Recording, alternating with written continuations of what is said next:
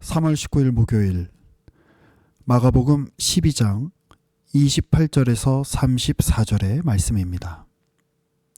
서기관 중 한 사람이 그들이 변론하는 것을 듣고 예수께서 잘 대답하신 줄을 알고 나와 묻되 모든 계명 중에 첫째가 무엇이니이까? 예수께서 대답하시되 첫째는 이것이니 이스라엘아 들으라. 주 곧 우리 하나님은 유일한 주시라. 내 마음을 다하고 목숨을 다하고 뜻을 다하고 힘을 다하여 주 너의 하나님을 사랑하라 하신 것이요. 둘째는 이것이니 내 이웃을 내 자신과 같이 사랑하라 하신 것이라. 이보다 더 큰 계명이 없느니라. 서기관이 이르되 선생님이여 옳소이다. 하나님은 한 분이시요 그 외에 다른 이가 없다 하신 말씀이 참이니이다. 또 마음을 다하고 지혜를 다하고 힘을 다하여 하나님을 사랑하는 것과 또 이웃을 자기 자신과 같이 사랑하는 것이 전체로 드리는 모든 번제물과 기타 제물보다 나으니이다. 예수께서 그가 지혜 있게 대답함을 보시고 이르시되 네가 하나님의 나라에서 멀지 않도다 하시니 그 후에 감히 묻는 자가 없더라. 아멘. 우리 오늘은 하나님 나라의 계명이라는 제목으로 함께 하나님의 나라를 나누도록 하겠습니다. 예수님께서는 예루살렘 성전에서 이 땅에서의 성육신의 어떤 시간에서의 마지막 주간을 보내고 계십니다. 대제사장들과 장로들이 예수님의 권위를 물었습니다. 그리고 바리새인과 헤롯 당이 세금 문제로 주님을 시험했고 사두개인들이 부활 논쟁으로 맞섰습니다. 이러한 세 차례의 논쟁은 모두 예수님을 궁지에 몰기 위한 것이었지만 도리어 그들이 얼마나 하나님으로부터 멀리 떨어져 있었는지를 드러냈을 뿐입니다. 자, 이러한 복잡하고 긴장된 상황 속에서 한 서기관이 나옵니다. 그는 예수님을 함정에 빠뜨리려고 나온 게 아닙니다. 예수님께서 대답을 잘 하신 줄을 알고 나와왔다라고 28절에 그렇게 기록되어 있죠. 그는 진지한 율법 교사였습니다. 그래서 어떤 율법의 해석이 더 올바른 것인지 그 분야에 있어서 전문가적인 식견을 갖고 있었던 사람이라고 할 수 있을 겁니다. 그런데 그랬던 그가 보았을 때에 주님의 대답이 심상치 않았던 것이죠. 그래서 묻습니다. 모든 계명 중에 첫 번째가 무엇입니까? 예수님께서는 이 질문에 대해 회피하지 않으시고 정면으로 그러나 깊이 있게 대답을 하시는 대목, 그것이 바로 오늘 우리가 읽은 본문의 말씀입니다. 예수님의 첫 번째 답은 신명기 6장 4절에서 5절을 다시 한번 예수님의 입술로 말씀하시는 겁니다. 우리 29절과 30절을 보시면 이런 구절이 있죠. 이스라엘아 들으라. 주 곧 우리 하나님은 유일한 주시라. 내 마음을 다하고 목숨을 다하고 뜻을 다하고 힘을 다하여 주 너의 하나님을 사랑하라 라고 주님께서 말씀하십니다. 이걸 소위 말하는 그 쉐마라고 불리는 신앙 고백입니다. 이 유대인들에게 쉐마는 단순한 신앙 고백이 아닙니다. 이 신명기 6장 4절에서 5절의 말씀이 들으라 히브리어로 쉐마라는 말로 시작하기 때문에 그것을 통칭해서 쉐마라고 이렇게 부르죠. 매일 아침 저녁 낭송하는 구절입니다. 지금도 마찬가지죠. 살아있음 그 자체의 선언이라고 할 수 있습니다. 이 하나님의 사랑은 감정 이전에 귀로부터 경청으로부터 시작된다. 우리 안에 있는 이 신앙이 이 은혜가 우리 안에서 생성되거나 만들어지는 것이 아니라 엑스트라 노스 우리 밖에서 찾아온 하나님의 은혜, 하나님의 말씀, 우리 귀에 들려지는 하나님이 우리가 만들어낸 것이 아닌 하나님이 먼저 선재하시고 먼저 존재하시고 그 하나님이 우리를 부르셨기 때문에 하나님을 향한 이 신앙이 시작된다라고 하는 이 고백, 이게 바로 쉐마 이스라엘의 핵심입니다. 그리고 이어지는 마음을 다해라, 목숨을 다해라, 뜻을 다해라, 힘을 다해라. 이거는 사실은 어떤 한 특정한 시간이나 특정한 행동이나 특정한 말을 가리키는 게 아니라 인간의 전 존재를 가리킵니다. 마음은 의지와 내면의 중심이라고 할 수 있습니다. 목숨은 생명 자체죠. 뜻은 이해와 판단이고 힘은 활동하는 몸의 능력이라고 할 수 있습니다. 즉 그 어느 것 하나 남겨두는 것 없이 하나님을 향하라 라고 하는 명령입니다. 이 사랑은 하나님이 유일한 주시라는 고백에서 비롯됩니다. 사랑보다 앞서는 것은 하나님이 어떤 분이신가에 대한 인식입니다. 그분을 알기 때문에 사랑하게 됩니다. 알지 못하면서 사랑하는 것은 열심이지만 맹목이라고 할 수 있겠습니다. 자, 두 번째 계명은 주님께서 레위기 19장 18절의 말씀을 당신의 입으로 말씀하신 거죠. 둘째는 이것이니 내 이웃을 내 자신과 같이 사랑하라 하시는 것이라. 이보다 더 큰 계명이 없느니라. 특별히 저는 레위기 19장을 굉장히 좋아합니다. 레위기 19장은 너희는 거룩하라 라고 하는 그 명령 아래에 하나님의 언약 가운데 부름을 받은 언약 백성들이라면, 언약 공동체라면 너희가 이런 윤리를 지켜야 한다라고 하며 구체적으로 제시를 하고 있는 장입니다. 이웃사랑의 바로 앞에는 가난한 자를 위해서 밭에 모퉁이를 남겨두라는 명령이 있습니다. 일꾼의 품삯을 당일에 치르라는 명령이 또한 레위기 19장 13절에 보면 나오죠. 청각장애인을 저주하거나 시각장애인 앞에 장애물을 놓아서는 안 된다라는 명령이 레위기 19장 14절에 이어집니다. 이웃사랑은 추상이 아닙니다.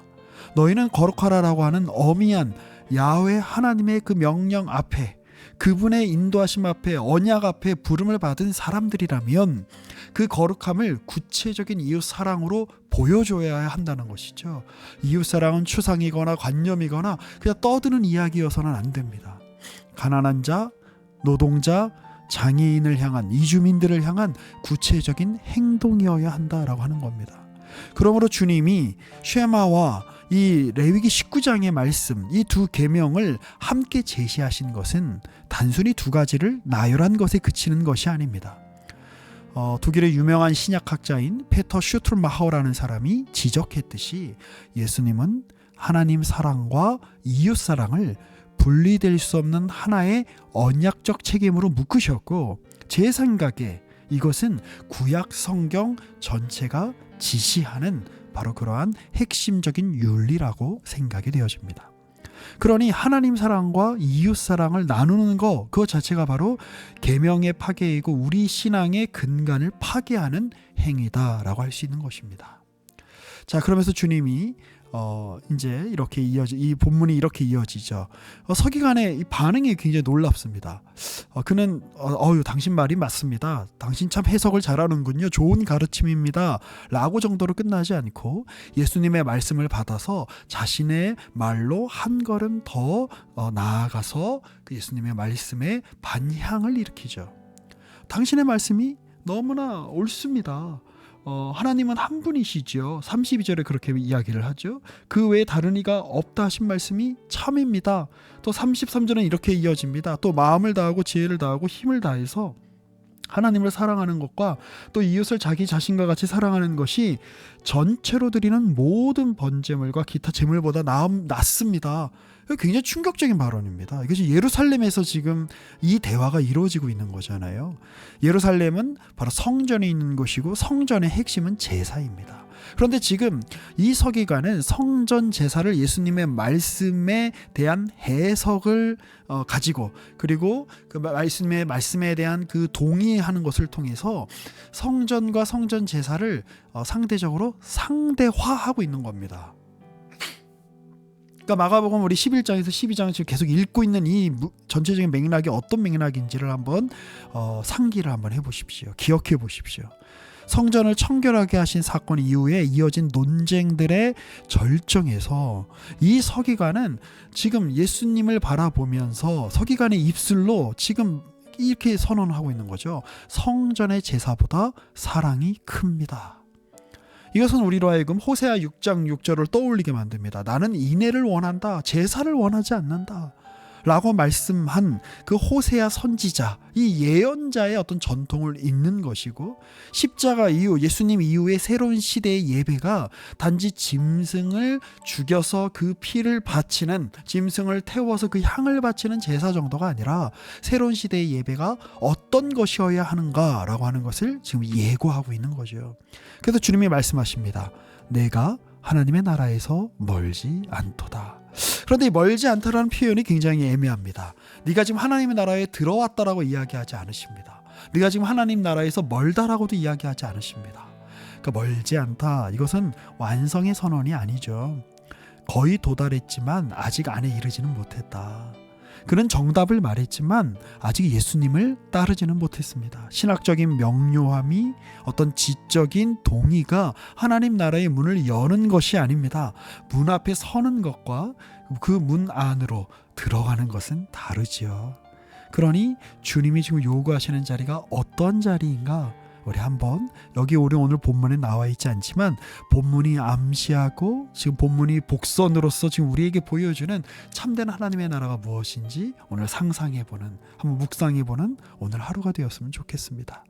특별히 우리 오늘 본문은 오늘날 우리 교회들에게 불편한, 우리가 보고 싶지 않은 우리의 자화상을 보게 만드는 거울의 역할을 하는 것 같습니다. 우리 한국교회는 지난 수십 년간 놀라운 성장을 이루었죠. 그러나 동시에 하나님 사랑과 이웃 사랑이 분리되는 현상이 곳곳에서 나타났습니다. 예배당을 크게 짓고 성도 수를 늘리고 또 목사의 권위가 올라가고 또 사람들이 많이 모이고 그 사람들이 많이 모인 곳에 당연히 재정이 모이고 힘이 생기죠. 그러면서 목사가 교회의 어떤 권력을, 교회의 재산을 사유화하고 또 사유화하는 그런 마음은 또 세습의 그런 마음으로 이어지죠. 이건 나의 공로다. 말로는 뭐 하나님이 하셨다. 뭐 말로는 뭐 주님이 은혜를 베푸셨다 이렇게 이야기하지만 실제로는 자기 공로라고 생각하는, 목사도 그렇게 생각하고 성도도 그렇게 생각을 하면서 목사에게 필요 이상의 어떤 예우를 하는, 그리고 하나님께 올려져야 될 존경과 경배와 감사가 인간에게 행해지는, 목사가 속한 어떤 사적인 집단, 뭐 가정이나 어떤 그러한 그 목사의 그 사적 그 관계로 교회의 어떤 그러한 자산과 또 성도들의 어떤 열심이 거기에 집중되는 그런 현상들 우리 굉장히 많이 보았습니다. 반면에 교회 밖에서 고통받는 사람들, 외면받는 사람들, 이런 사람들에게는 눈을 감았던 그런 현실이 굉장히 많죠. 열렬한 예배를 드리지만, 뜨거운 찬양과 기도를 드리지만 이웃의 억울함에는 침묵하는 경우가 얼마나 많았습니까? 제사는 드리지만 사랑이 없는 경우가 얼마나 많았습니까? 오늘 이 마가복음의 말씀이 우리에게 묻고 있습니다. 우리는 우리의 신앙 안에서 하나님을 향한 사랑과 이웃을 향한 사랑, 이 두 계명이 하나로 살아있는지를 묻고 있습니다. 이것은 단지 개인의 친절함이나 봉사활동의 문제가 아닙니다. 더 깊은 질문입니다. 나는 하나님의 유일하심을 정말 고백하고 있는가? 나는 정말 그분을 유일한 주권자로 인정하고 있는가? 그렇다면 그분 앞에서 내 이웃을, 가난한 자를, 소외된 자를, 억울한 자를 우리는 어떻게 대해야 하겠는가? 하나님 사랑과 이웃 사랑은 하나입니다. 이 둘 사이에 거리가 생길 때 우리의 예배는, 우리의 모든 신앙 활동은 공허해지기 시작하는 것입니다. 레위기 19장의 사랑은 감정이 아닙니다. 밭에 모퉁이를 남겨두는 행동이고 일꾼의 품삯을 당일에 치르는 행동입니다. 장애인 앞에 장애물을 놓지 않는 행동이고, 나와 함께하는 이웃의 삶과 또 그의 생명과 그의 생활을 존중하는 태도입니다. 사랑은 그래서 구조를 바꿉니다. 사랑은 관행을 바꿀 수 있습니다. 사랑은 침묵을 깨트립니다. 서기관은 오늘 완벽한 답을 말했습니다. 예수님도 인정하셨죠. 그러나 그는 여전히 멀지 않은 사람에 머물러 있었습니다. 문 안에 들어와 있는 것이 아니었습니다. 우리도 이 말씀을 압니다. 하나님을 사랑해라, 이웃을 사랑해라. 우리 얼마나 많은 성역 공부를 했습니까? 우리 얼마나 많은 설교를 들었습니까? 우리 얼마나 많은 훌륭한 토론과 또 훌륭한 제안들을 서로 나누었습니까? 그런데 그것이 우리의 삶 속에서 하나로 살아 있습니까? 예수님은 이 계명을 말씀하셨습니다. 그리고 이 계명을 몸으로 사셨습니다. 예수님은 마음과 목숨과 뜻과 힘을 다해서 하나님을 사랑하셨고, 그 사랑의 표현으로 이웃, 누가 너의 이웃인가?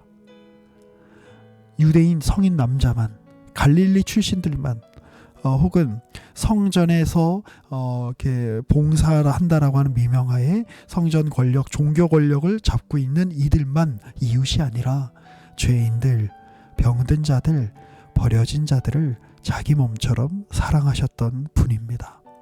십자가는 그 사랑의 완성입니다. 그분 안에서 우리는 이 두 계명을 살아낼 수 있는 능력을 받을 수 있는 거죠. 사랑이 없는 신앙은 멸망한 성전과 다르지 않습니다. 그러니 저는 제가 이 말씀을 이렇게 드리지만 사실 제 안에 또 이 두 계명이 하나로 뭉쳐져 있지 않고, 나는 하나님을 말씀을 전하는 사람이니까, 나는 교회에서 목회직을 감당하고 있는 사람이니까 라고 하며 이웃사랑에 대한 그 주님의 지엄하신 명령을 외면했던 적이 얼마나 많았는가 다시 한번 되돌이켜 보게 만드는 오늘의 말씀입니다. 또 우리 모든 교우들이 함께, 또 우리 교회가 그렇게 주님을 열렬히 예배하고 찬양하며 또 주님께 기도하는 것만큼 우리가 또 이웃을 사랑하는, 또 세상을 섬기는, 우리가 전에 친구라고 여길 수 없었던 이들을 예수님의 마음으로 친구로 그렇게 생각하고 다가가는 그런 노력이 우리 오늘 한 발자국만큼만이라도 우리가 함께 같이 할 수 있다면 우리가 하나님의 나라에서 멀지 않을 것입니다. 아니, 이미 하나님이, 예수님이 우리에게 허락하신 그 하나님의 나라, 주님이 우리에게 보여주신 그 풍성한 하나님의 나라를 함께 살아내시는 저와 여러분 되시기를 이 말씀을 들어 권면하고 축복합니다. 함께 기도하시겠습니다. 사랑을 명하시는 하나님, 예수님께서 보여주신 사랑의 모범과 능력 주심 안에서 하나님과 이웃을 사랑하게 하여 주옵소서. 하나님, 오늘 이 새벽에 우리는 말씀 앞에 섭니다. 쉐마, 들으라 라고 하는 첫 명령 앞에 섭니다. 우리가 귀를 닫고 살았음을 고백합니다. 하나님의 음성에도, 이웃의 고통에도 우리는 얼마나 자주 귀를 막아왔는지를 모르겠습니다. 하나님 사랑과 이웃 사랑이 우리 삶 속에서 하나가 되게 하여 주옵소서. 예배당 안에서만 뜨겁고 세상 앞에서는 냉담한 우리의 신앙을 고쳐주시옵소서. 주님의 이름으로 모이는 이 공동체가 성전보다 사랑이 크다고 고백한 그 서기관처럼 제도와 형식 너머에 살아있는 사랑을 실천하게 하여 주옵소서. 주님, 무엇보다 문 앞에 머물지 않게 하시고 알기만 하는 신앙에서 살아내는 신앙으로, 평론하고 평가하고 조언하는 신앙에서 실제 주님의 손과 발로서 섬기는 신앙으로 나아가게 하여 주옵소서. 우리 곁에 가난한 사람들, 억울한 사람들, 소외된 사람들을 보고도 모른 척하지 않게 하시고 그들을 향해서 손을 내미는 것이 곧 하나님을 사랑하는 것임을 우리가 날마다 기억하게 하여 주옵소서. 예수 그리스도 안에서 주님이 보이신 그 사랑이 우리의 것이 되게 하여 주옵소서. 우리의 구주이신 예수 그리스도의 이름으로 기도합니다. 아멘. 하늘에 계신 우리 아버지여, 이름이 거룩히 여김을 받으시오며 나라가 임하시오며 뜻이 하늘에서 이루어진 것 같이 땅에서도 이루어지이다.